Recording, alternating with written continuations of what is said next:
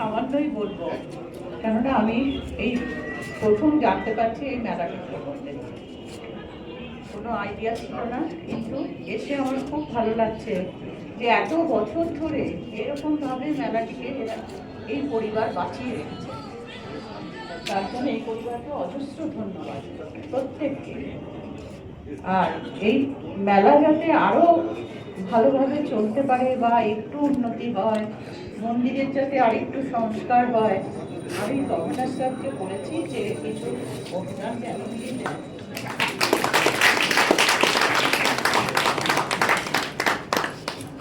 আর আপনাদের এই যে মানে শিবভক্তি, এটাও খুব ভালো লেগেছে।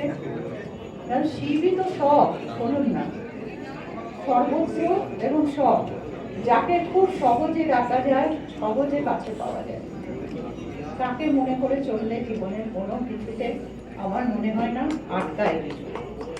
হ্যাঁ, কাজেই আমরা সকলেই এবং আপনারাও এই শিবকে স্মরণ করে সব সময় চলবেন। নিজেদের সব কিছু, অনেক কিছু জীবনের পথে সুখ দুঃখ সবই আছে, সকলে সবকিছুই ওনাকে জানাবেন, ওনাকে নিজেদের সঙ্গী করে নেবেন, তবে দেখবেন অনেক আরো বেশি ফল লাভ করবেন।